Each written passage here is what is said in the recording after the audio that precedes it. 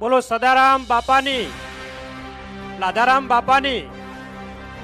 આજે ગુજરાત ક્ષત્રિય ઠાકોર સેના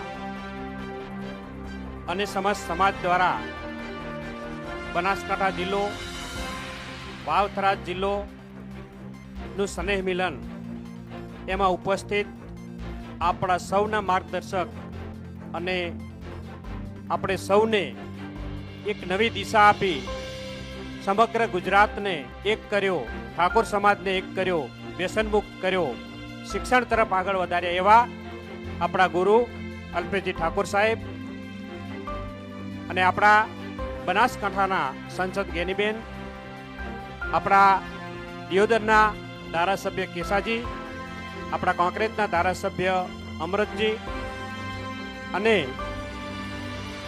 આપણા વડીલ આગેવાન મેરુજી, બનાસ બેંકના વાઇસ ચેરમેન પીરાજી અને જેને અલ્પેશજીને કાયમી સાથ આપ્યો હોય અને સારથી બનીને કાયમી કામ નિભાવ્યું હોય એવા મુકેશજી ભરવાડ, આપણા કાયમી જ્યારથી આપણું સંગઠન ગુજરાત ક્ષત્રિય ઠાકોર સેનાનું સંગઠન ચાલુ થયું ત્યારથી જ ખડે પગે મુકેશભાઈ ભરવાડ સાહેબની હંમેશા સાથે રહ્યા છે, એટલે એમનો ખૂબ આભાર માનીએ છીએ.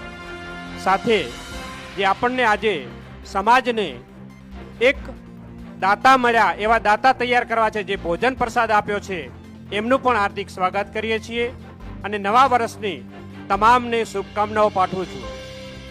આજે ખૂબ આનંદ થાય છે કે નવા વર્ષની શરૂઆત સમાજે એક સાથે મળી અને નવી દિશા તરફ જવા માટે આપણે સૌ ભેગા થયા છીએ. ત્યારે સમગ્ર ગુજરાત ક્ષત્રિય ઠાકોર સેનાની ટીમ પણ છે, તમામ આગેવાનો પણ મંચે આગેવાનો પણ છે, બધાના નામ આમ આવડે પણ આપણને ને તો સમય જાય માટે ટૂંકમાં પતાવું છું.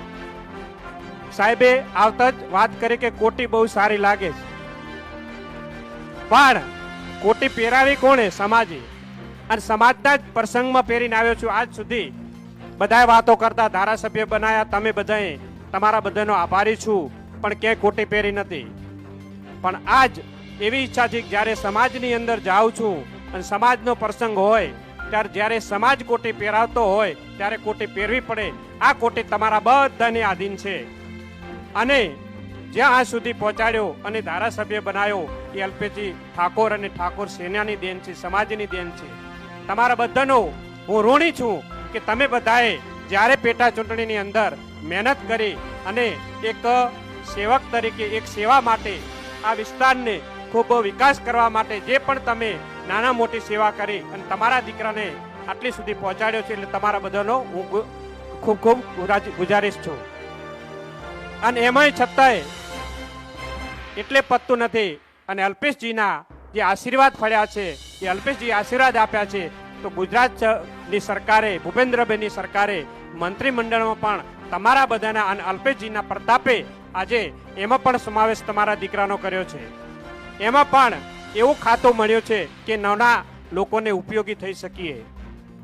ગૃહ ઉદ્યોગનું ખાતું, કુટીર ઉદ્યોગનું ખાતું, જેને જેને નાનો નાનો ધંધો કરવો છે, નાના રોજગાર કરવા છે, એ રોજગારમાં હું ઉપયોગી થઈ શકું એના માટે જે આપણી રાહતી કે સમાજના યુવાનોને કામે રોજગારી લગાડીએ એના માટેનું એક નાનું ખાતું, એવું નાના નાના ઉદ્યોગો એ રીતનું ખાતું આપ્યું છે. એટલે હું તમને એ રીતે નાના નાના રોજગારો માટે ઉપયોગી થઈ શકીશ.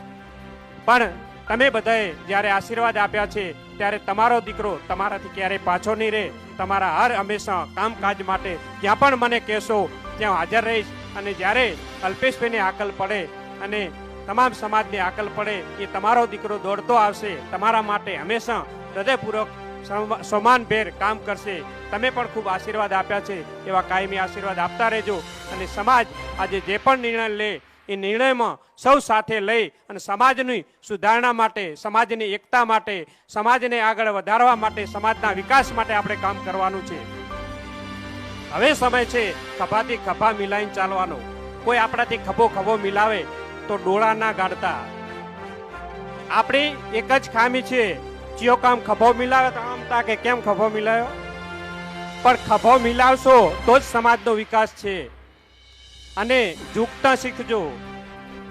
જ્યાં આપણે ઝૂકશું ત્યાં આપણી પ્રગતિ છે, અને વહેમમાં અને હોકારમાં રહ્યા તો કશું આપણે સમાજ કશું નહીં જોઈ શકે.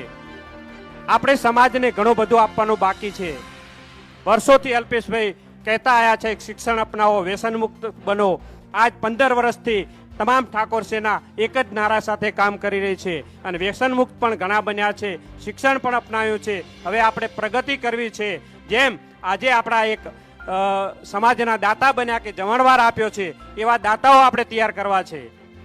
સમાજને વિકાસ તરફ લઈ જવો છે તો એકબીજાને નમતા શીખજો, એકબીજાનો હાથ ખેંચતા શીખજો, પગ ના ખેંચતા. જેમ જો આપણે હાથથી હાથ મિલાવીને એકબીજાને ખેંચશો તો સમાજનો વિકાસ જરૂર વધશે.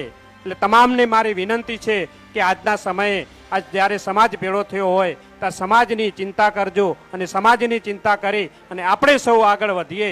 એ જ સાથે મારી વાતને વિરામ આપું છું અને નવા વર્ષની તમામને શુભેચ્છા પાઠવું છું. આવો આપણે નવા વર્ષની અંદર શરૂઆત કરીએ, સમાજના વિકાસની વાત કરીએ, શિક્ષણની વાત કરીએ, વ્યસનમુક્ત બનીએ. એક નારા સાથે જ્યારે સદારામ બાપાની જય બોલાવો તો 2 હાથ ઊંચા કરી જય બોલજો. અને જ્યારે આપણા સમાજની વાત હોય ત્યાં બધા એક થઈ નેક થઈ અને સમાજના વિકાસ માટે કામ કરજો.